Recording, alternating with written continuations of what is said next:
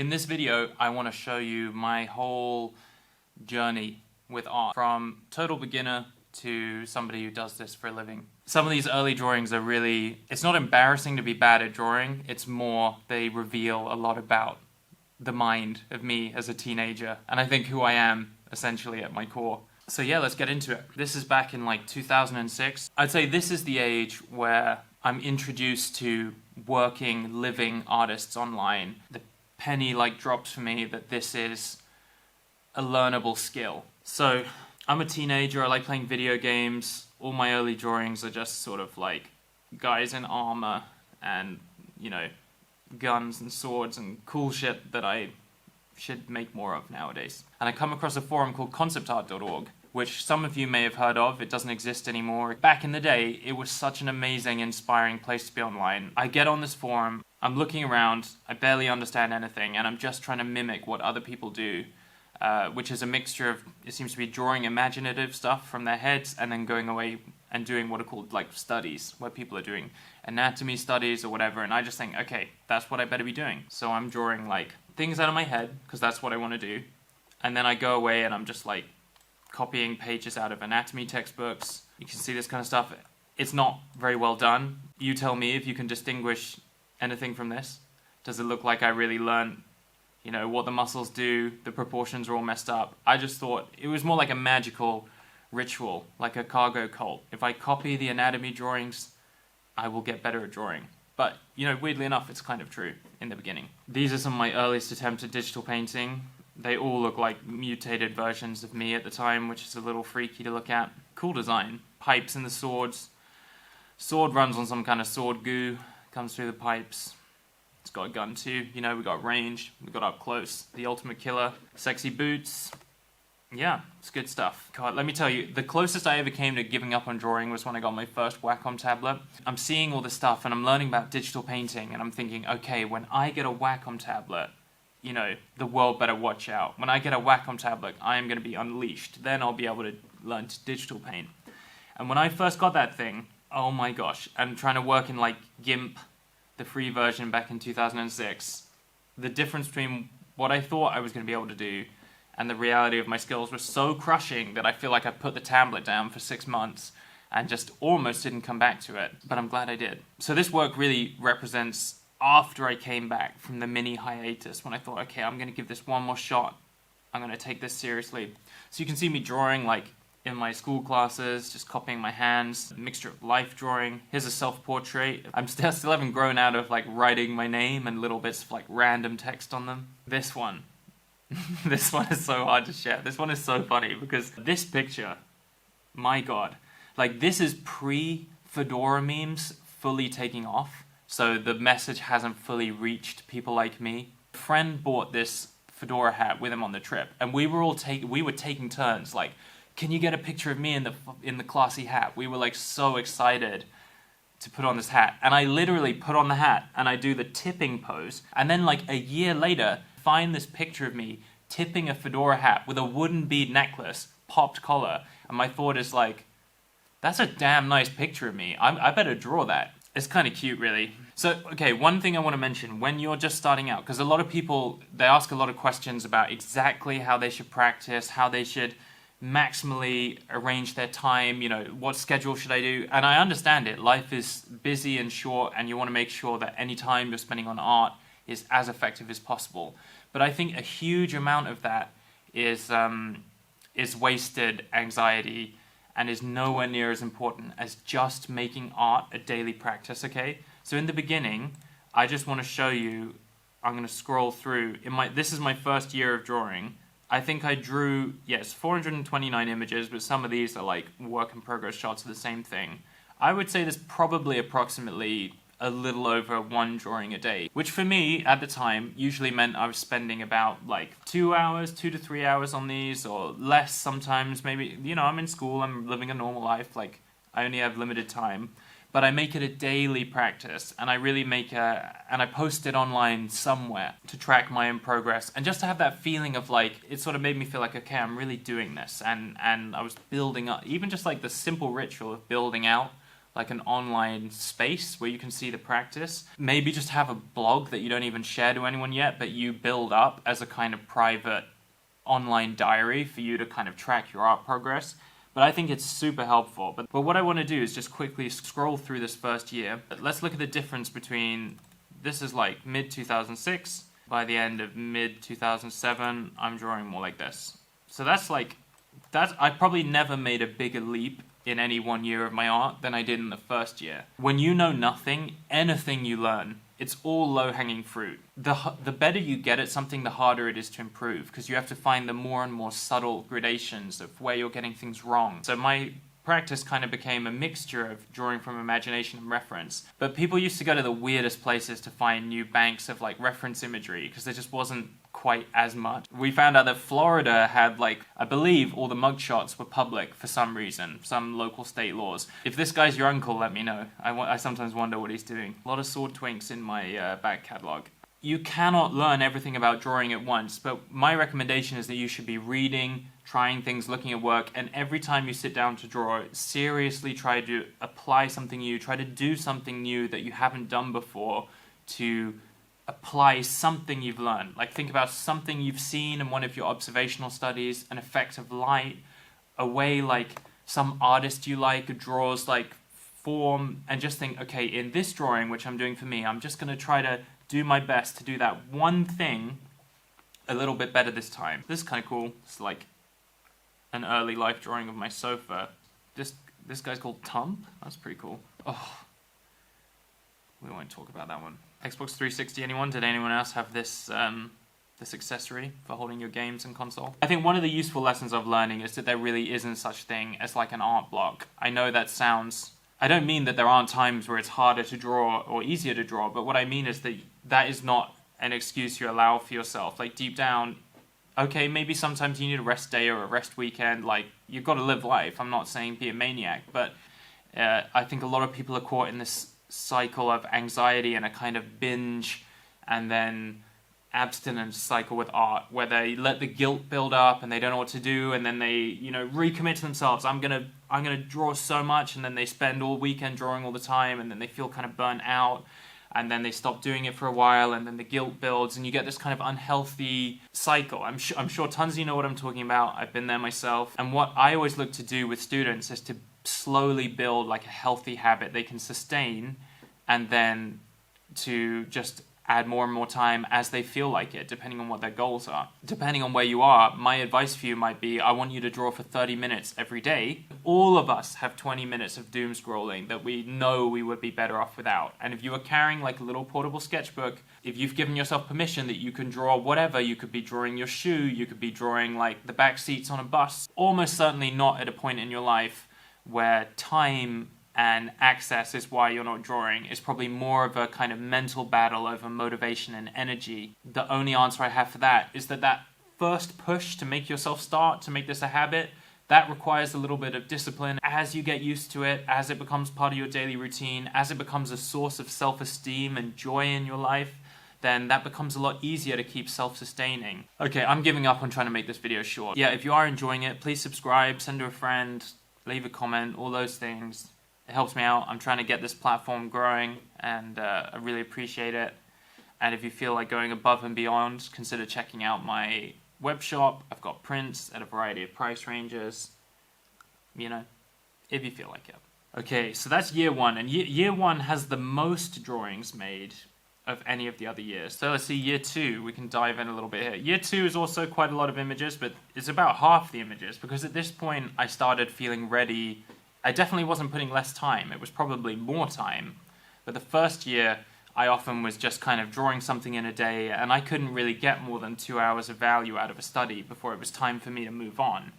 But by the second year, I started to naturally be able to spend more time on a study and still be like getting something from it. I mean, I was in the trenches doing the $20 commissions. In the trenches. I loved this stuff. I thought that was a lot of fun. It still blew my mind that you could like get actual money for drawing stuff, so this stuff was like extremely exciting to me. Back then I really thought I wanted to be a character designer, and it's a whole different life I could have maybe explored, but didn't. I feel like my costume designing skills are probably like no further along than they were here. I feel like there's a few little highlights from here. So I'm like 15 here. 15, yeah, these were on holiday one year. I remember taking this sketchbook with me. I was drawing these on the plane. That was a good time. Here's a self-portrait.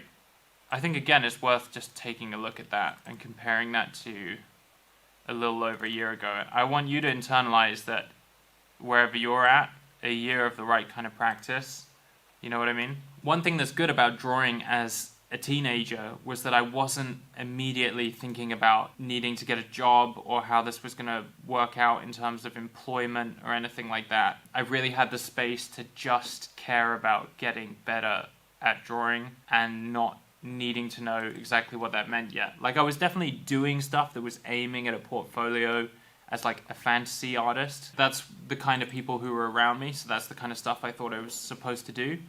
But I wasn't submitting to companies. I didn't have a sense of time, like immediate time pressure. And I just look back on those days with a lot of fondness, kind of like being immersed in the community, feeling inspired all the time. I think what art represented for me was this kind of ultimate escapism and a way out. Like the fact that I learned that there were people who made a living off of drawing, that you could actually become an artist, that was a real viable shot. I have no idea how you end up in like an art gallery, having your work getting shown, but seeing working concept artists and illustrators to me was like, okay, so these are people who have taught themselves a skill and now can reliably get work. I think wherever you are at in your life, trying too early to turn this into a like career will kill your joy and motivation for practice. This is when you start to see the high school art. This is where, like, in my high school art class,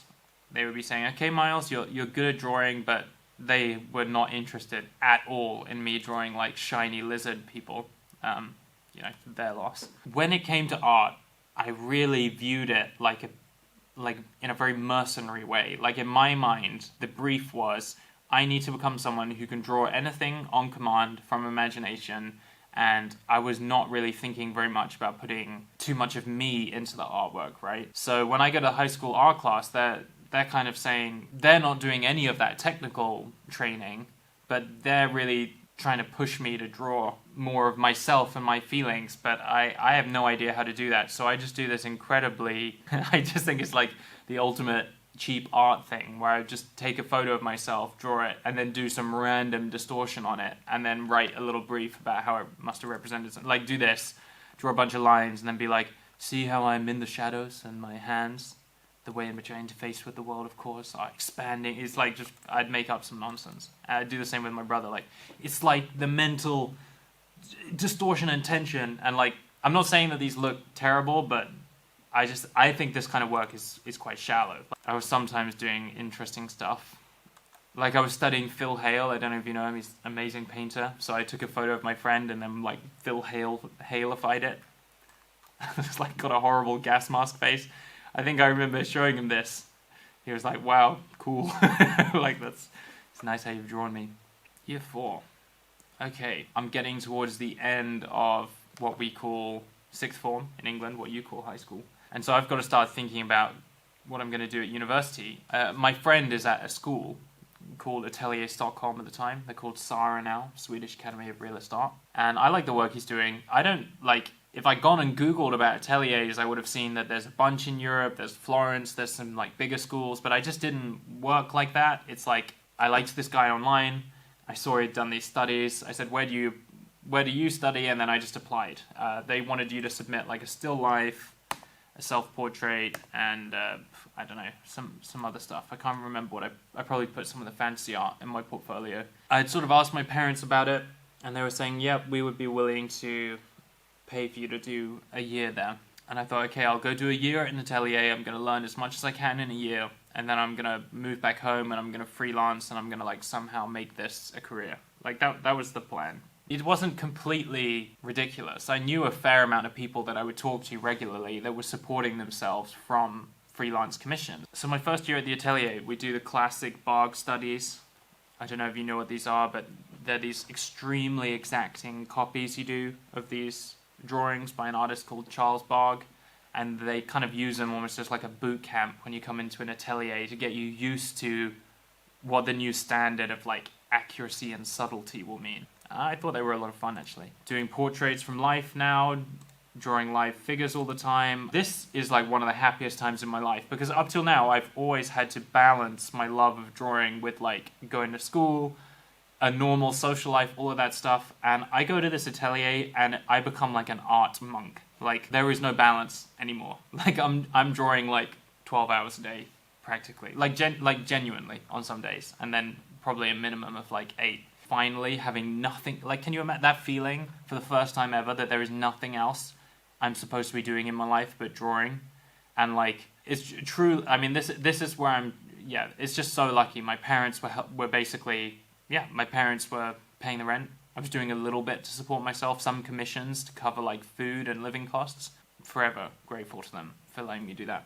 And I just felt like I've only got a year here, was my thought. I ended up staying all 3, but at the time I was like, I'm just going to do 1 year. Like, I need to get everything from this. Here are some of the highlights from that first year at the atelier.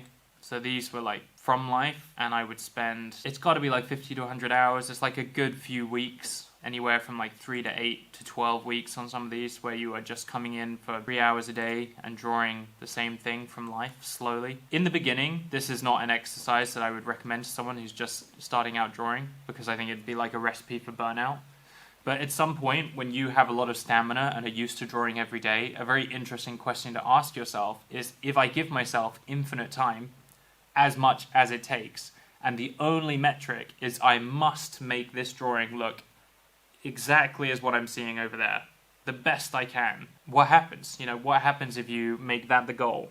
No compromise, essentially. But this whole time, I have a very intense relationship to art. I would say as a teenager, I'm very into music, I'm very into movies, I'm into reading, and I'm a very, like, existentially freaked out person. From as young as I can remember, I remember thinking about just nothing deep in that it was like thoughts you've never had, but just really being hung up on the basic existential questions of, you know, that we're going to get old, that I'm going to die, that all the people I love, I will either die before them or they will die while I'm alive, or just that I'm going to age. You know, that you're like a teenager looking in a mirror and you think, oh my god, I'm really going to become elderly. I'm half a hypochondriac as a kid. I think the same part of me that represents a gift artistically, that gives me a sensitivity and a voice, has always had a flip side of making it quite uncomfortable to be in my mind at many times when it was out of control. And none of that is coming through in my art. I am just making art.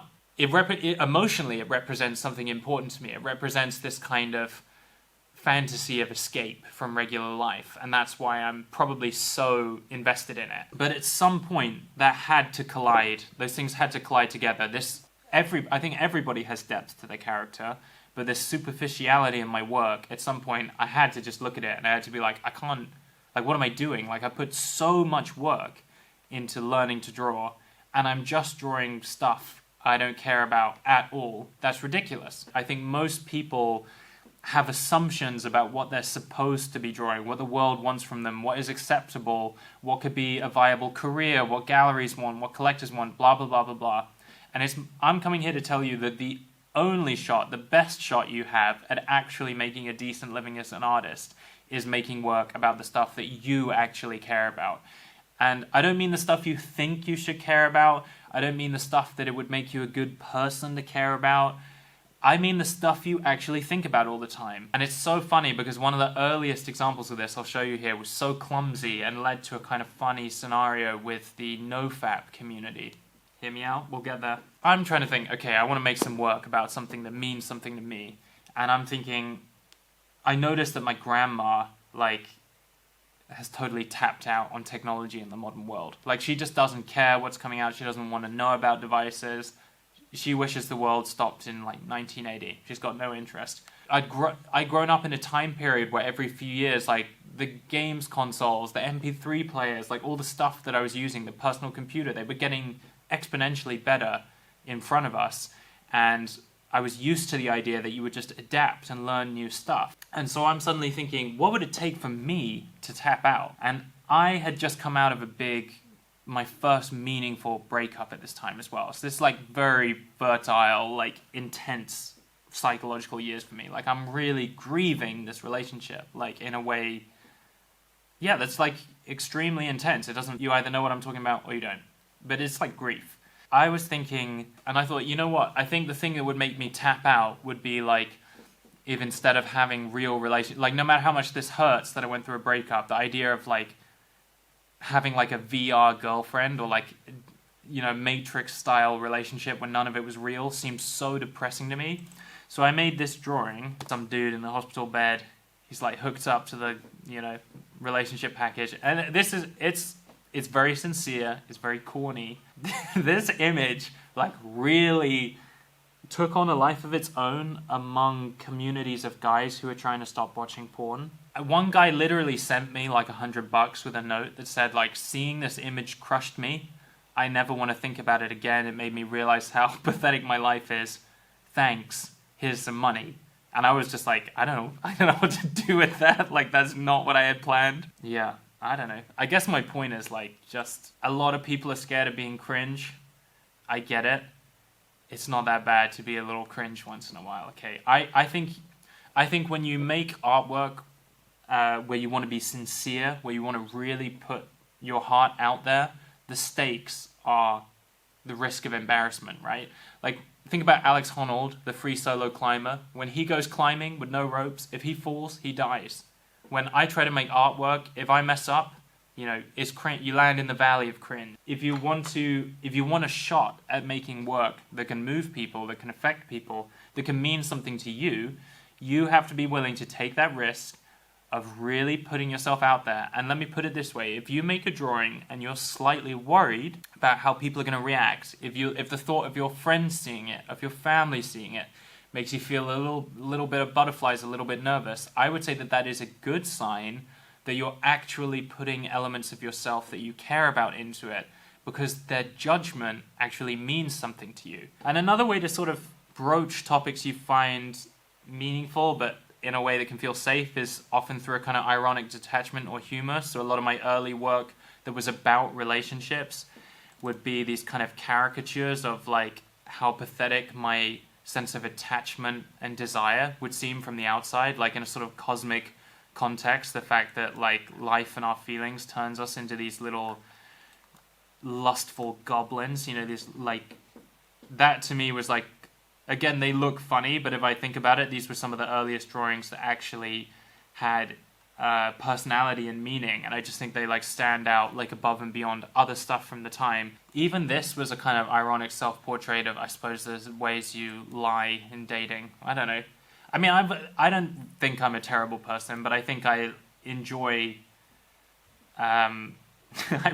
I just think, you know, being self-effacing and having a sense of humor, making fun of yourself was always something that helped me deal and process. And, you know, it's kind of fun, like, exploring stuff like the body language of her hand on his big toe fingers. And I'm discovering the ways in which drawing can, like, push little buttons and pull switches in the audience's head and actually mean something, you know. But at the end of the day, if all your drawings bring is technical skill, what does that really give anyone else? Like, that can be amazing in one way, but technical skill that is not there to say something is skill without purpose. At the end of the day, like, we're not living to just flex on each other and say, look how good I am at this thing, look how hard it was, look how much work I put in.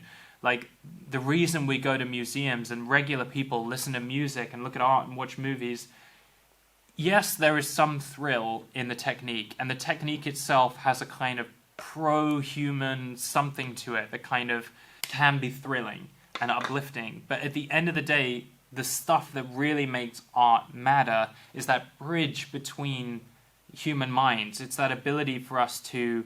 I know what I wanted from art when I'm reading a book or listening to music or looking at art. What I'm looking for is that kind of existential solidarity. The thing that really nourishes me is when I think, yes, it's not just me. Some other people feel these things that I feel. They have this perspective on the world that I have. And it's actually so important for me to see that in other people, and it's so comforting not to get any answers, but just to understand that, yes, we're all in this boat together. and to experience your common humanity with other people. 2014 is when I finished being a student. I got an offer to go and work at like a mobile games company. I get a job at a place called GameSys. Yeah, these are some of mine. Like, these are mine. Some of these are pretty cool. They're not 100% mine. Some of these were my colleague Anna at the time as well.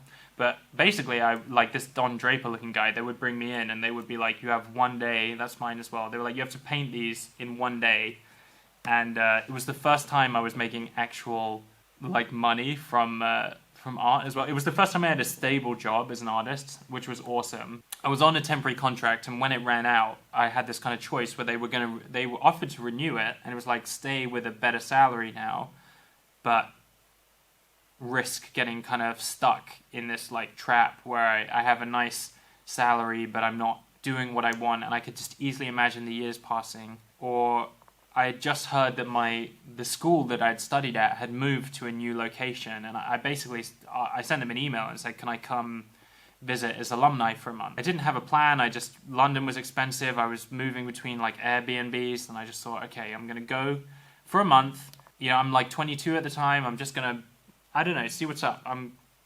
It feels like, it keeps feeling like I'm on the verge of being able to have like the kind of art career I want. My personal work is getting a bit better, but I'm doing works like these ones. I'm drawing these in like coffee shops because they were warm and my like apartment at the time was freezing in the winter in London. But they're not really monetizable yet, but I'm starting to feel that sense that there might be an audience for them.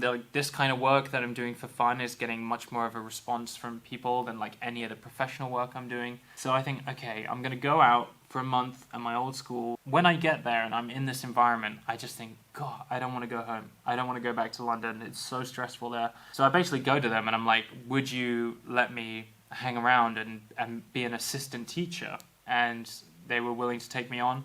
That is when things started to work for me, because I'm not a student, I'm not in London with crushing costs and bills keeping me busy. I'm teaching part-time, I have low rent, I can eat cheaply, I have 4 out of every 6 weeks to myself, and I just think, okay, I don't know what my life is going to look like, but for the next year, I am going to spend that time doing, like, learning to make the work that I want to do for my own entertainment. And that's when I start to make this kind of early stuff in 2016 and 17. So this is 2016. After 10 years of practicing and learning and being stuck in different situations, I finally have got myself into the kind of situation you have to get yourself to, which is low cost of living, less pressure. Having built the skills up, now you can try to produce the art that you want to make. That is when things start growing for me online with social media. And I should make a whole different video about, because this has already got longer than I wanted, about how I turned this into a career. But over the next, how long has it been now? Another 10 years since then. Wow. This has slowly become a fairly reliable job. Next year I'll be 20 years into this journey of drawing. And I would say it took me the first 10 to build the skills, and then it took me the next 10 to learn to apply them to something meaningful and start to develop the work that I wanted to make. Let me know if you want to see that video talking about how I turn this into a job. Thank you so much. Like, subscribe, share with someone you think might like this, and I will see you in the next one. Bye.